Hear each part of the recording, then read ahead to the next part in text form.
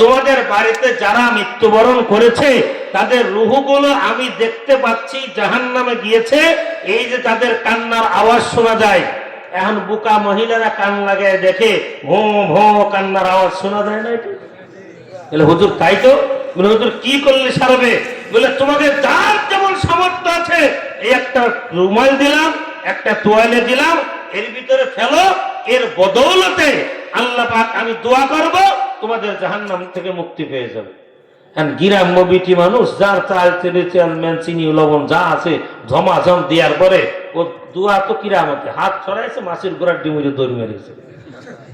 পাবলিকে হুজুর ঠিকই তো, হুজুর দোয়া করলে হাত তোলার সাথে সাথে কান্না বন্ধ হয়ে গেল। কত বড় মস্ত বড় পীর আছে না এরকম সিটার? কথা বলেন। একজন এসে বলল আমি তোমার রব, আমি তোমার নেতা, আর অন্ধের মতো মেনে নিবেন না যাচাই বাছাই করবেন? কথা বলেন। এই রব মুসা আলাইহিস সালাম চরম শিক্ষা দিয়েছেন যে আপনি আমার রব, আপনি আমার রিজিক দাতা, সম্মান দাতা, হায়াত দাতা, কেমন করে আপনি আমার রব হলেন? আর এই রাত্রিবেলায় আপনি আমাকে ডেকে বলছেন ফাখলা'না আলাইক ইন্নাকা বিল ওয়াদিল মুকদ্দাসি তুয়া, যে পবিত্র উপত্যকায় উঠতে হলে জুতা মোবারক খুলে উঠতে হবে। ইন্নানি আনাল্লাহ লা ইলাহা ইল্লা আনা ফাবুদনি ওয়া আকিমিস সালাতা লিযিকরি। আল্লাহ তাআলা রব্বুল আলামিন পরবর্তী আয়াতের দিকে আমি যেতে পারবো না। মুসা আলাইহিস সালাম যখন আমার আল্লাহর কাছে জানতে চেয়েছে যে আপনি যে আমার রব হলেন, আপনি আমার নেতা হলেন, আপনি আমার সৃজনকারী হলেন, কেমন করে কিভাবে হলেন? মুফাসসিরিনে কেরাম লেখেন, প্রিয় বন্ধুগণ আমার, আল্লাহ পাক পয়গম্বর মুসা আলাইহিস সালামকে ডাক দিয়ে বলেন, মুসা রে, কেমন করে তোমার রব হলাম, কেমন করে তোমাকে আমি দুনিয়ায় এনেছি, কেমন করে আমি আল্লাহ তোমাকে লালন পালন করেছি, এই কথা জানতে গেলে তোমাকে একটু পিছনে ফিরে যেতে হবে। কারণ বর্তমান যুগেও এই রকম ফিরাউনের মতো আছে। কোন সময় কোন ব্যক্তি এসে তার ক্ষমতাটা কেড়ে নেয়, তার চেয়ারটা কেড়ে নেয়, এইরকম ভয়ে ভয়ে থাকা শাসক পৃথিবীতে আছে না নাই? কথা বলেন। তাম পৃথিবীতে আছে, বাংলাদেশেও ছিল বা আছে। কথা কোন আছে না নাই? পয়গম্বর মুসা আলাইহিস সালাতু ওয়াস সালাম আল্লাহ রাব্বুল আলামিন বলেন, ও মুসা, তোর একটু পিছনে ফিরে যেতে হবে।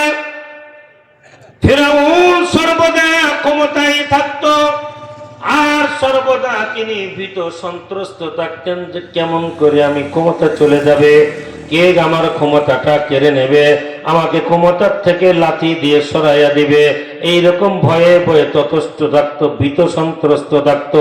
কারণ জালিমেরা, বলেন জালিমেরা, জালিমেরা সর্বদাই ভীত থাকে। আর নেককার আল্লাহওয়ালা মানুষেরা মসজিদে আসে থাকবে না, চিন্তা নাই। আর যাদের ভিতর দুর্বলতা আছে তারা সর্বদা ভীত সন্ত্রস্ত থাকবে।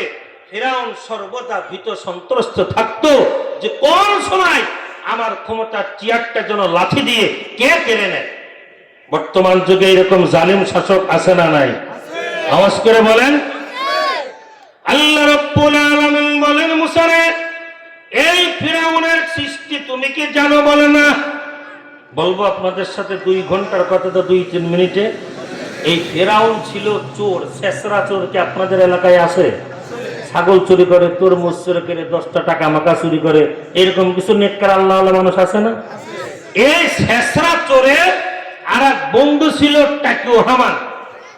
যত পাকামো বুদ্ধি দেখবেন অধিকাংশগুলো টাক।